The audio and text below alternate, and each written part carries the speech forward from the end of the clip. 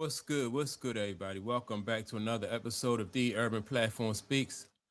Make sure to like and subscribe as you tune in and check out the content. And with that being said, man, I'm gonna talk on Victor Wembanyama. Right? We all witnessed Victor Wembanyama and his playoff run, and then what happened to the Spurs losing eventually in the championship to the Knicks. Right? And so we got to see Victor Wembanyama at his high. Then we got to see Victor Wembanyama go through what he went through, in the series against the Knicks, the championship series, right? And so, you know, when Victor Wembanyama early in the playoffs, well, throughout the playoffs, up until they reached the championship, he basically was dominating and really having his way with everybody, right?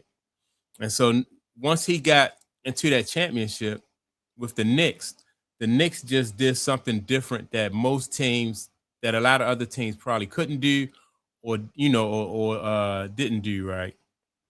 And so he didn't really have a great season with the Knicks, and it kind of made Victor Wembanyama look like a front runner, somebody who is, I guess he thought that it was going to be easy. Like he was going to run through everybody the same way he ran through the playoffs. And that's not it. I think the Knicks really exposed some of the weaknesses that Victor Wembanyama have. And now it's time for Victor Wembanyama to go back to the drawing board and correct, and work on some of his flaws. Now, Victor Wembanyama can choose to do two things, right? And that's why I have a picture of Ralph Sampson and Kareem Abdul-Jabbar here, because the improvements that Victor Wembanyama make to his game will determine what his legacy is going to be, like what type of career he will have in the NBA. I think in order for Victor Wembanyama to be successful in the NBA, he needs to be more efficient, and he also needs to be able to play closer to the basket.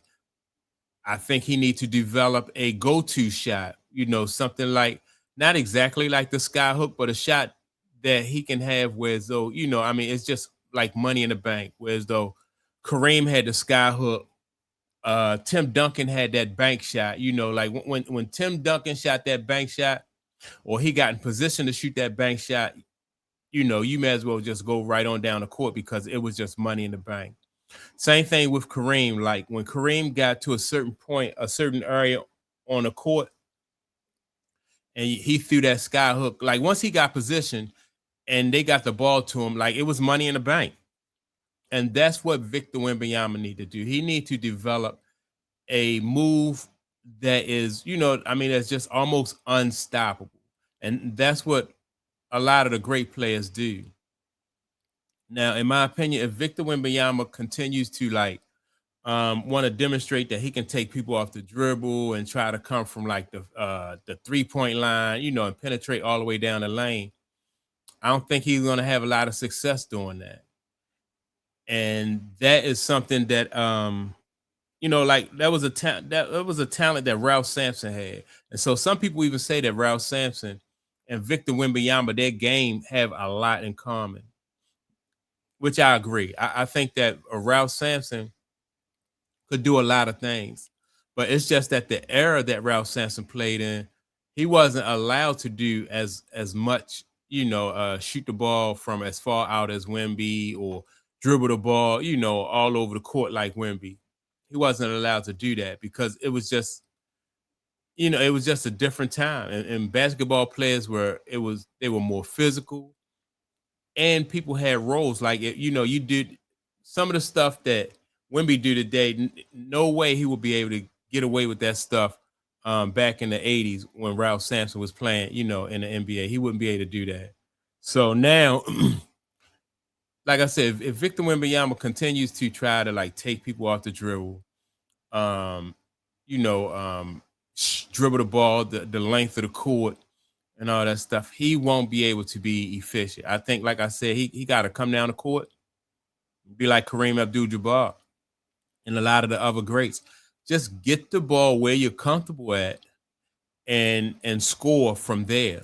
You'll be a lot more efficient, and you'll be able to conserve your energy. People may, they brought up the fact that Victor Wembanyama was getting tired, at the end of games. And you saw New York's strategy was to wear them down, right? And then by the time the game was ending, Victor Wembanyama was out of gas. I sometimes he couldn't even jump for rebounds. I seen him just trying to tip the ball to himself, and he was getting pushed out of the way by shorter guys, not smaller guys, but shorter guys. He was just getting pushed back out of the way, right? And so these are all things that Victor Wembanyama can look at when he goes to the film and he sees what happened.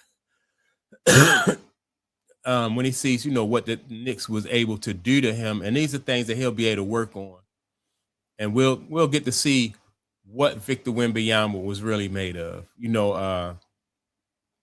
I think he should focus more on trying to be a better basketball player than I didn't like when he was, he gave the signal that the guy, he was in his head, and you know, that stuff that those like when you show people up like that, those kind of things don't age well, and then on top of that, you also give people extra motivation to to come at you. Now they already have motivation, but if you give them extra motivation and inspire them more so to want to put a better performance on, you don't want to do that. And so I think that's the mistake Victor Wembanyama made as a young player.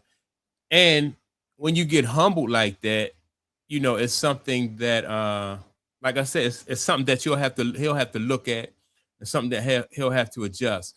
But I think from here on out, for Victor Wembanyama, I don't think it's going to be all that easy for him like he thought it was going to be. I think teams are going to make Victor Wembanyama work for everything he get. I think they're going to be cool with him shooting that 3-pointer, but anything he try to get inside that paint, that's when all the bodies and everything are going to come. And I can also see that when people get physical with Victor Wembanyama, it kind of frustrates Victor Wembanyama and take him off his game. I saw him against OKC, throw an elbow, which a lot of people thought he should have got suspended for.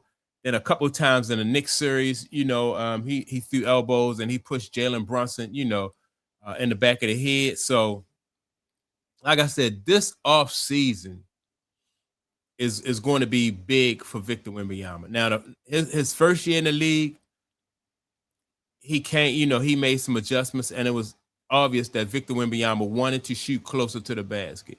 And so he started to do that. He didn't shoot as many threes in year 2 as he did, his rookie year. So that was good. So now we want to see what type of adjustments Victor Wembanyama makes going forward.